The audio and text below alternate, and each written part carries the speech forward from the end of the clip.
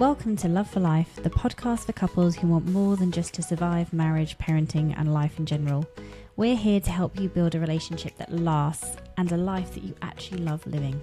We're Nichole and Ben, partners in life, in parenting, and in figuring all this out alongside you. Nichole is a relationship coach and author, and I'm the husband with way too much to say and a lot of first-hand experience. Here we have the real conversations couples need to have about intimacy, conflict, kids, work, pressure, pleasure, and everything else in between, so you can stay connected and healthy throughout. No fluff, no filters, just straight talking insights, relatable stories, and tools that actually work from a couple in the thick of it, just like you. This is about having a love for life, for your partner, your family, and the life that you're creating together. So let's get into it. Yeah, we are very excited that we are now going to be on YouTube. You now be able to watch the interactions, the eye rolls. Yeah, many eye rolls. Too many. From now on our YouTube channel, in the House of Errors podcast, links in show notes. So it is the most wonderful time of the year. Unless, of course, you're in a relationship and then it's the most stressful time of the year. Yeah. So the holidays brings out the best and the worst in couples, let's face it. Not an easy time to navigate. Financial pressure, family expectations, exhaustion, unspoken resentments about who's doing what, and the realisation that actually we've been running on fumes since October half term. Yeah, pretty much. So today we're sharing honest, as always, and practical tips of how to actually enjoy Christmas and share it with your partner and not want to don't put smother them with a pillow. Don't put decorations up in November. Don't play Christmas music in November. Keep the scented candles to like a maximum of 2 or 3 throughout the house. Don't need one in every room. Top tips. Is that it? Episode over. And loads of pigs and blankets. Oh, yeah. Stock up on them bad boys. So I agree with you to a point, although we did put our tree up in November because we put it up on Sunday and that was technically the 31st of November. How many days in November? Inaugurated at midnight. Okay, well, we did put our tree up. In fact, no, we put it up on Saturday. 2 days before the end of November, we put our tree up. So you've gone against your own rules there, really? No. I didn't go against it. You went against it. I kind of agree with you that people do start it a little bit early, though I have started early this year because I had all my Christmas shopping done before the end of November. Yeah, no, normally speaking, it's... Well, you certainly don't. Minute. But it is an exciting time of the year. It's very magical. When you're young, I think it's more exciting. When you've got to work, I don't think it's so exciting. And when you've got kids, the excitement comes back. I was just about to say that. Yeah, because there's like that in-between stage where I don't think it's as exciting. But then once you've got kids and you get to see the excitement in them, it sort of gives you a bit of nostalgia. Like, okay, it's back. Yeah, and I think it's really exciting, making it really special and magical. And for them, I think it's amazing. Yeah.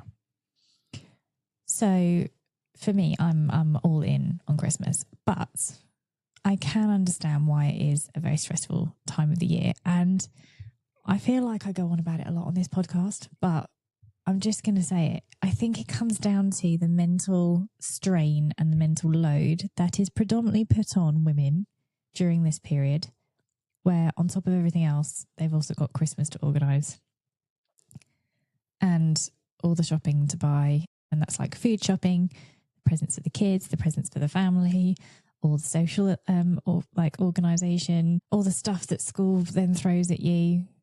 There's just so much. And I don't feel like it's very fairly shared. And I think the reason why so many couples struggle at this time of year is because of the additional pressure and the mental load, and then it just shows the cracks. And I know this to be true because, of course, I have the stats to prove it. So 1 in 4 couples, 1 in 4 report a significant relationship conflict during the holiday season. 1 in 4. So that means like this whole chocolate box, perfect Christmas, which is the other problem as well, is we've all got this idea that there's going to be snow and there's going to be like, I don't know. Stars in the sky. Yeah. And a sleigh with reindeer pulling it. It's just all Christmas jumpers and happy families and snow and magic and everyone getting on and laughter and what we've been sold. Yeah, what it should be and what we've been sold as Christmas. And actually, some beautiful bronze turkey coming out of the oven and, everything you see on the telly. And then what happens is the reality is you're just really pissed off and exhausted and fed up and you're stressed and someone has a row. You're broke. The potatoes are burnt. You have to endure family you don't really like. That's it. And it just ends up being sort of dread. We sound so bad. We do. We genuinely do. And for me, I see Christmas as a worry because it's like I'm going to have a break off of work. I always see it as more of a stressful time for that as well. I don't see it as that. Relationship counselling takes a spike of 40% in January. Not to mention that obviously January is dubbed divorce month. So, and it is down to all of those things that we've said. Plus, you add in a bit of alcohol, sleep deprivation. Christmas party shenanigans. Oh, yeah. Yeah, that's another one, isn't it? It's like normally you hear the horror stories online. It's it was just the Christmas party and there was alcohol, and companies don't usually do parties apart from a Christmas party, do they? And that's when people really go for it because the company's paying for it. So it's always the sort of one where, that would be great. Please send in your Christmas office party stories. That would be amazing. Yeah, give us the tea. Yeah, we want to hear what you've either you've done or you've heard done. That would be good. Yeah. I've heard a few really shocking ones. Do it. Cartwheels with no knickers. That was one. Wow. Yeah. Turkey Not and a ham me. I'd just sandwich like to all in add. one day. Ben. Was it roast beef? Stop. Okay, so women spend how many more hours do you think than men on Christmas preparation? I'd say men, it's normally the day before. So that's like... Which means you're screwed because we do it on Christmas Eve. It's normally a mad dash. So I'd say like 80 hours more than men. Oh, okay. It's nowhere near as much as that. Oh, really? Yeah. Well, I'm just thinking about because it's not just the actually doing stuff. Like you say, it's the thinking about who you've got to call. It's the figuring out the Christmas cards. It's then there is a lot of stuff that you do, to be fair. I'd probably that's where I'd estimate it at, but I'm guessing I don't know where I'd find 80 hours in December additional. Well, not just December. Like again, we put a Christmas tree up in November. Yeah, I suppose. Okay, well, It's nowhere near that. It's going to sound like a very exciting stat now. It's 13 hours more than men on Christmas preparations. That seems really low. It does. But then if you think that does seem low. That does seem low. You can spend a number of hours quite easily, but I would have thought it'd be more than 13 hours because I'd say between the few hours here and there of an evening that you've sat, again, doing like a calendar or a Christmas cards. I get that some people don't do that, but I mean, cooking the dinner. Again, I'm not being misogynistic here. I'm just stating that normally speaking, it is the female that will do the cooking of the dinner, and there are some bits that the fellas will do. It'll be, normally speaking, it's the carving the turkey. I don't know, actually, because we've got quite a few friends where he does the cooking when it's like a dinner party or like Christmas or whatever, that he does the cooking. But it's definitely had a shift. But what I would say is history, past, and I'd say still fairly the norm. I think if you add up the hours of cooking, those little bits, ringing people, organising stuff, getting presents, like making sure that everything's all planned but well in advance, it's got to be more than 13 hours. Stats are wrong. How many couples do you think percentage-wise argue about money at Christmas? Tons. Percentage-wise, I'd probably say 65 to 70%. Well done, 68%. Oh, bosh. Yeah. Which a lot of comes down to a mismatch in expectations, in thoughtfulness, in budget. Okay, what about family obligations, which, based on last week's episode, how many couples argue about how they spend their holidays and about family? I'd imagine quite a few. I'd say it's got to be like 40 to 50%. Which are you going for, 40 or 50? You can't keep having these ranges. It's a range. It's cheating. That's fair. Okay, I'll split the difference, 45%. 37%. Ah, damn it. Bad.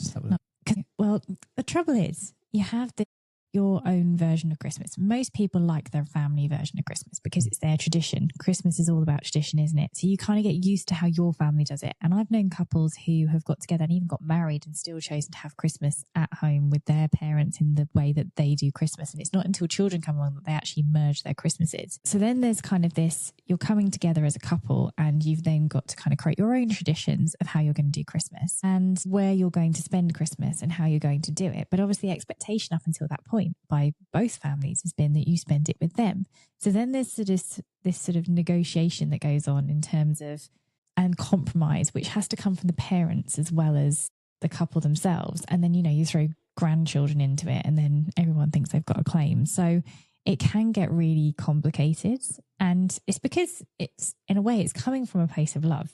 We're coming from a place of, I want to spend time with you. I want to see you at Christmas.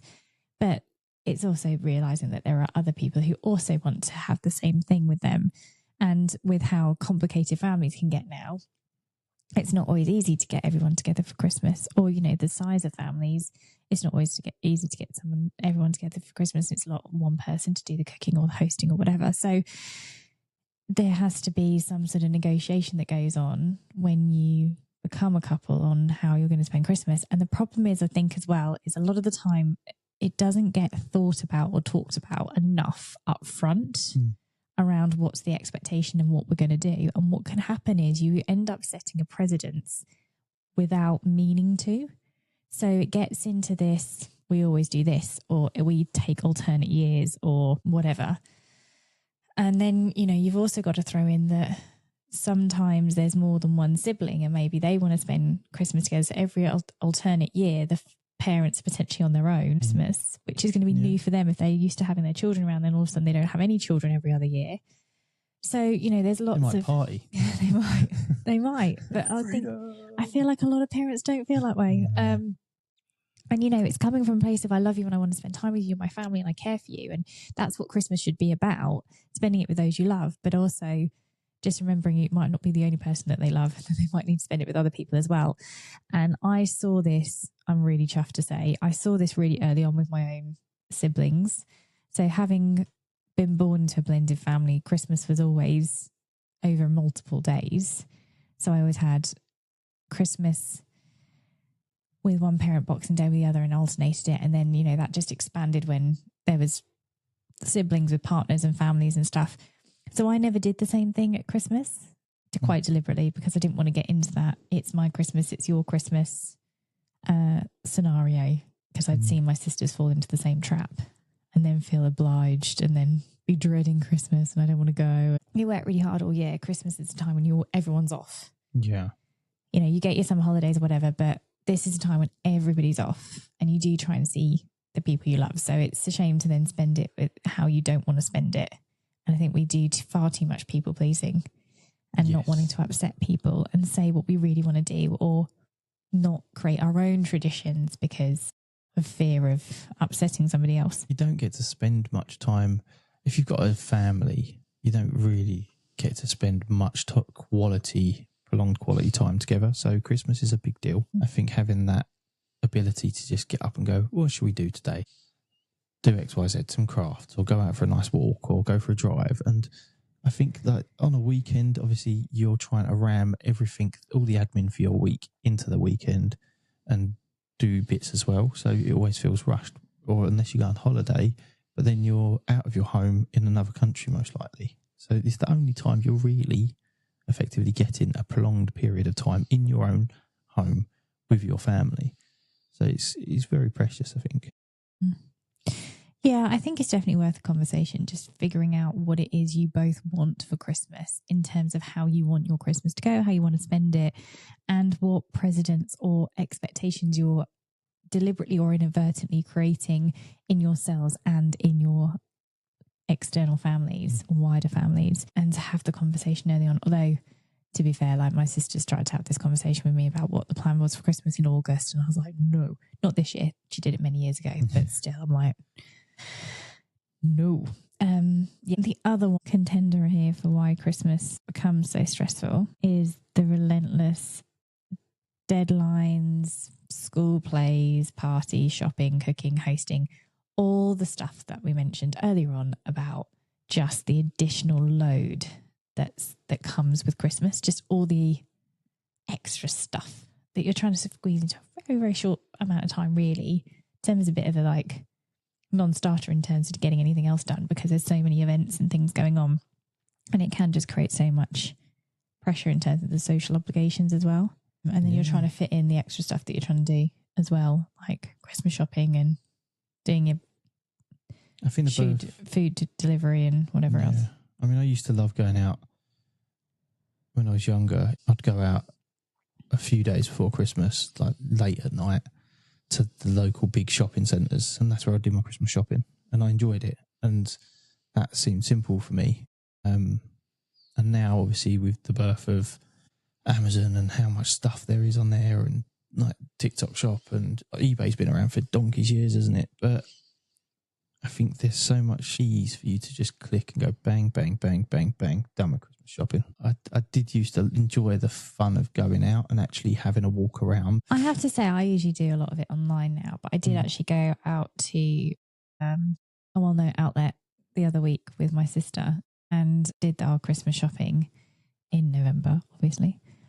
And actually, I really enjoyed it, hearing the Christmas songs in the shops, which I know you can't stand. But listening to the Christmas songs and seeing the lights, and it was cold.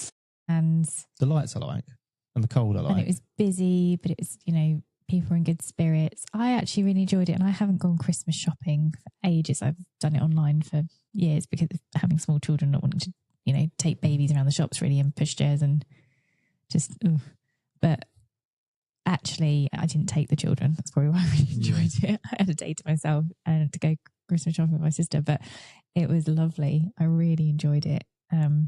Yeah, it was an experience as opposed to just, as you say, clicking online whilst half watching the telly at night. Yeah.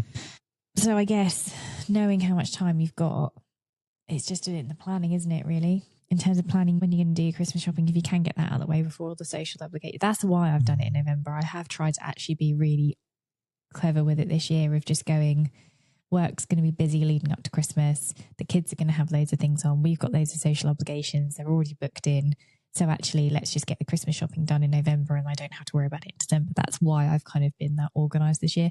It hasn't worked like that on, to be honest, any other year. But this year I've actually pulled it out of the bag and yeah, just got it sorted. Just knowing that it's coming, it's just better that way. So I think it's just in the planning, but also that whole like sharing, I think sitting down together and actually writing out exactly what needs to be done over Christmas ahead of it being December, ideally, and planning who's going to take on what, making sure that you own all of it, not just the doing, but the mental load that comes with that doing as well. Because that's the bit that often gets left behind with us ladies, and you may execute, but you haven't actually had any of the thinking that's gone in behind that.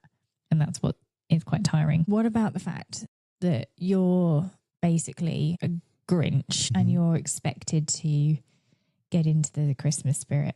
Does it feel Are you like... asking me as a Grinch? I'm asking you as a Grinch. Oh, right, okay. Because you are. I had enough of the Christmas carols on loop when I was younger and the shop I worked at. Because it was literally from the middle to end of November, Christmas songs started going on, and then like right at the end of November, decorations would be up, and it was just constant day in day out. So I can't stand Christmas songs. Are we just calling it a shop? Are we? Yeah, that's gonna sound really dubious to people now. So I had enough of Christmas songs a long, long time ago. I like the lights. And I like the coldness and it being a bit more festive. But I really love putting up a Christmas tree and lighting a Christmas tree and putting the decorations on the Christmas tree because I do think it's nice. And we do our very wholesome go and pick our Christmas tree and get it cut down every year, don't we? From like a local sustainable farm. That I think is really nice. And I enjoy that as opposed to just buying an imported tree at the local Sainsbury's car park. Mm-hmm. Other supermarkets are available. Yeah. So yeah, I enjoy that side of things, but I do think it is very commercialised. I do think there is a lot of pressure to just spend. There is a lot of pressure to see everyone. Do you think it's like forced, like almost toxic positivity? Yeah, almost. meets like holiday capitalism. Yes. The same as like Valentine's Day is very much like a capitalist holiday, isn't it? It's I believe an American thing. I do think it's just become a bit overdone. Obviously you have the M&S Christmas advert that comes out every year. Everyone's like, oh my God, it's coming out. It's not the M&S one. It's the John Lewis one. Oh, John Lewis, sorry. I'm not sure I really get this year's one. Some people are like, I've not even seen it. I feel like it's Marmite. You either love it or you hate it. Like either you love it or you don't get it. Someone was saying it's about how much a father loves their kid or something like that, but I haven't seen it, so I don't know. I have seen it. It's leaning into, I think, this sort of unsurprisingly, given news stories this year and, you know, adolescence and the popularity of that, it's sort of focused on a teenage boy feeling disconnected from his father. Right. Which actually I think is, you know, being very aware of the times and what's going on. And, you know, it's not a dog jumping on a trampoline this year. It's like hitting something that's quite hard. Yeah. And there has been so much talk about the manosphere and the concern about young boys and stuff. So I think in that regard, it's good, but I don't know if it really came across all that well.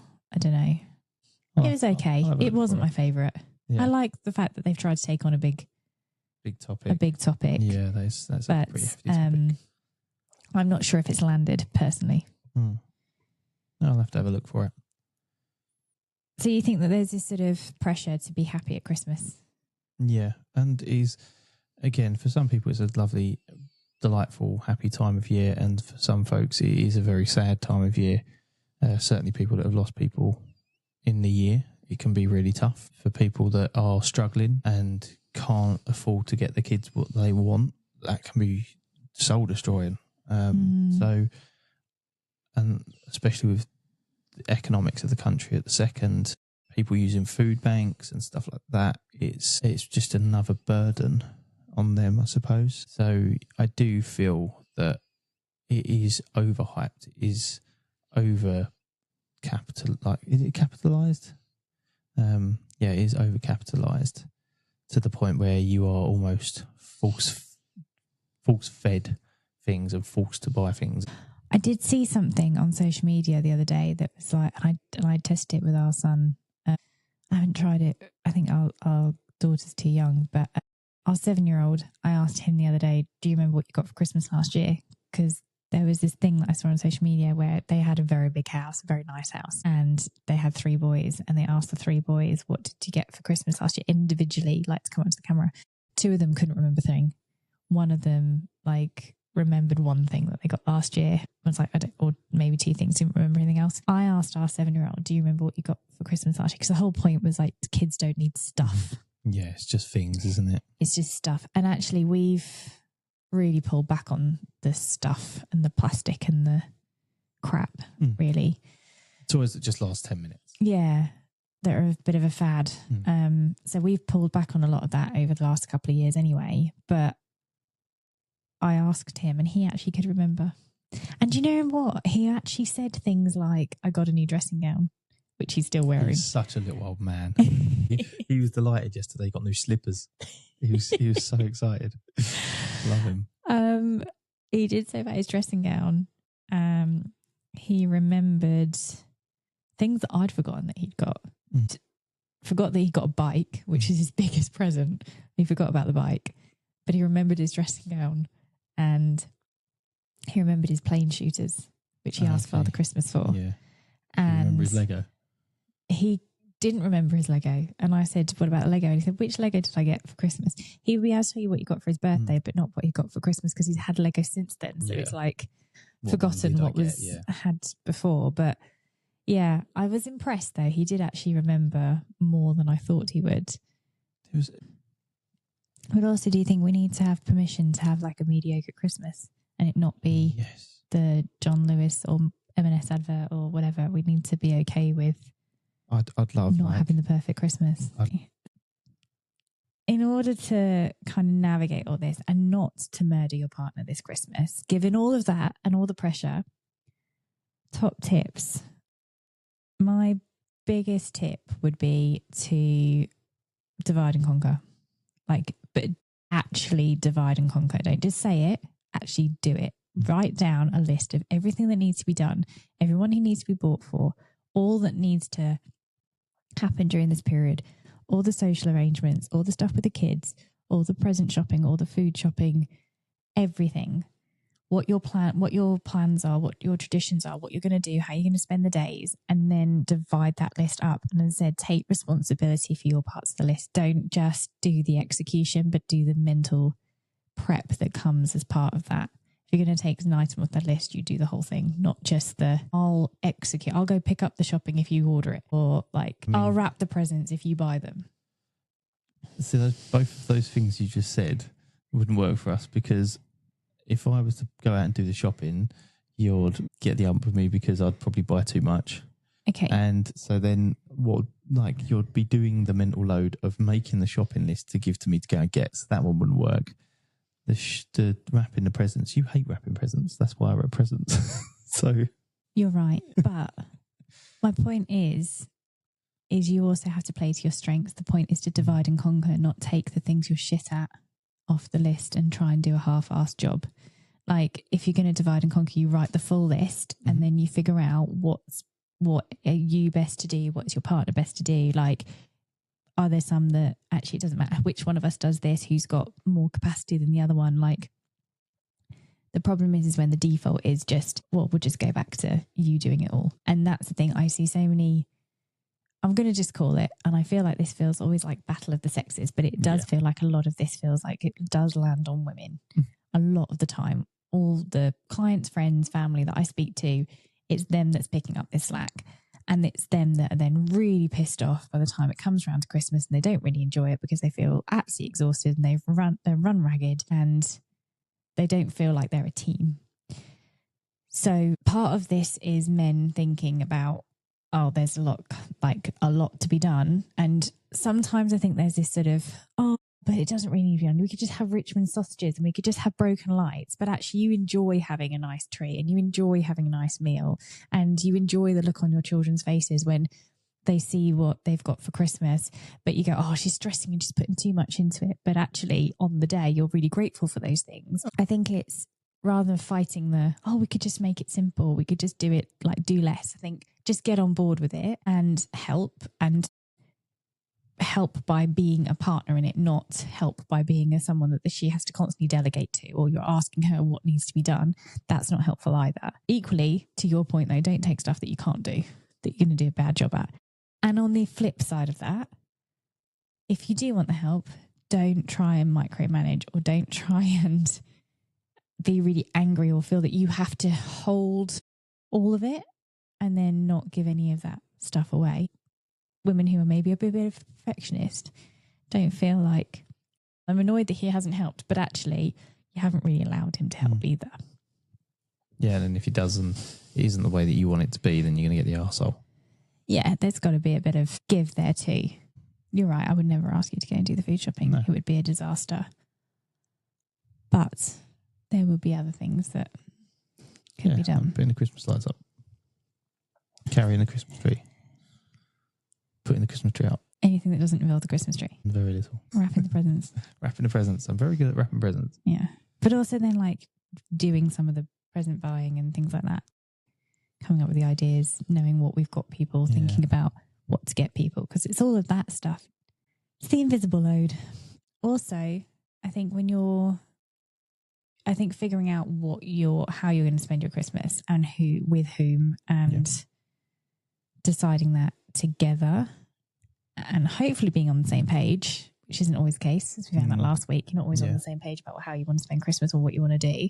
And if there is sort of a bit of negotiation or a bit of kind of compromise happening, then maybe have boundaries in terms of how long you spend at a particular place, or who drinks, or a code word for leaving, or so give you we've spoken about this before, about making sure you're checking in and being a team, and I know that some people do get stressed with their in-laws, so having that code word or phrase or look gives that other person reassurance, because as well, it's not just a case of you not booking stuff, but it's then the stress of seeing them. It can be no fun for the partner. It can be no fun for you, but Some people feel obliged to do it, and then they put themselves in situations where they're not wanting to be there and their partner doesn't want to be there, and then they're both sort of like awkward turtle. I mean, to that point, feel free to say no. Yeah. You don't have to say yes to everything. You can say no. Say no to events, say no to hosting, say no to being perfect. Just say no. And on that, I think the other thing that people forget to do is to actually, back to your point, is just schedule some downtime, schedule some couple time, schedule days where you're not seeing family, where you can just be at home and or do whatever it is you want to do. And that includes like recovery time as well, of doing absolutely nothing, because otherwise you end up really worn out and going back to work in January and being like in the deepest, darkest part of winter, trying to hit your New Year's resolutions and feeling absolutely exhausted. Yeah, I'd say like schedule in the downtime, plan it in, and maybe lower the bar. To your point, I know I've said about the standards of Christmas. What's really important to you at Christmas and what is just stuff and just noise and not necessary and doesn't really affect whether you have a good Christmas or not, and what really matters. I think getting your priorities is really important too. Well, thank you for joining us for our first seasonal Christmas episode. We hope you enjoyed it. We will be back next week, hopefully with some of your terrible Christmas party stories. I genuinely can't wait. I'm hoping that some of them come in because that'd be brilliant. We will we will see you all again next week.